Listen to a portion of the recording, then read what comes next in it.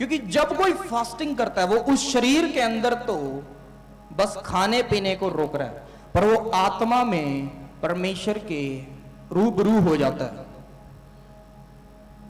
जब कोई फास्टिंग करता है वो शरीर में, अपने घर, अपने कमरे, अपनी प्रार्थना की जगह पर उसका शरीर वो भूख प्यास से रोक रहा है कुछ घंटों के लिए, कुछ दिन के लिए, कुछ दिनों के लिए, पर वो उस समय तक आत्मा में परमेश्वर के साथ तालमेल में है, परमेश्वर के साथ नजदीकी में बढ़ रहा है। और जैसे जैसे कोई फास्टिंग करता है और जैसे जैसे कोई फास्टिंग में बढ़ता है वो परमेश्वर के आमने सामने होता चला जाता है। और जब कोई आमने सामने होएगा तो बातचीत जो है वो साफ और क्लियर होएगी कि नहीं, जो कन्वर्सेशन है वो क्लियर होएगी या नहीं, तो जल्दी सुनवाई होएगी या नहीं। फास्टिंग के बारे में आज आप सीख लो।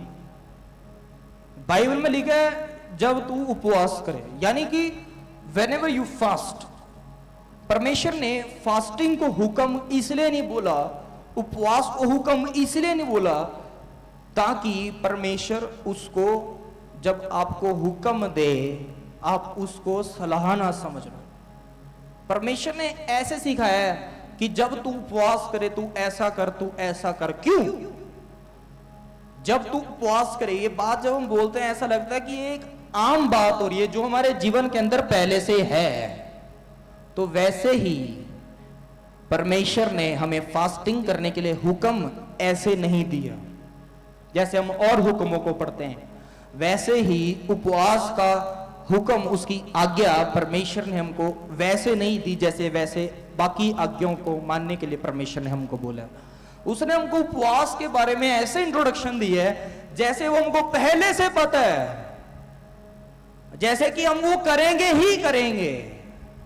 तो इसका मतलब क्या है कि उपवास जो है वो मसीह जीवन से पहले से जुड़ा हुआ है और हमारे जीवन के अंदर वो पहले से है। अब हम उसको लागू करेंगे। कोई भी जन जो फास्टिंग करता है आप देखोगे उसके जीवन के अंदर ब्लेसिंग्स रहती ही है। जो फास्टिंग नहीं करते हैं, जो बिना फास्टिंग के चल रहे हैं अपनी लाइफ में, बिना उपवास के प्रार्थना के चल रहे हैं, वो लोग बहुत ढीले होते हैं, बहुत ढीले होते हैं। उनके जीवन के अंदर ब्लेसिंग्स भी ठहरती नहीं। क्यों?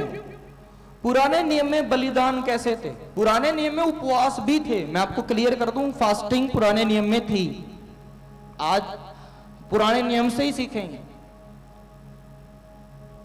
पर पुराने नियम में, ओल्ड टेस्टमेंट में और भी बड़े सारे बलिदान थे। होम बलियां, मेल बलियां, बड़े सारे बलिदान चढ़ाने पड़ते थे जिसको प्रभु यीशु मसीह ने क्रूस के ऊपर पूरा किया, अपने आप का बलिदान चढ़ाया। पर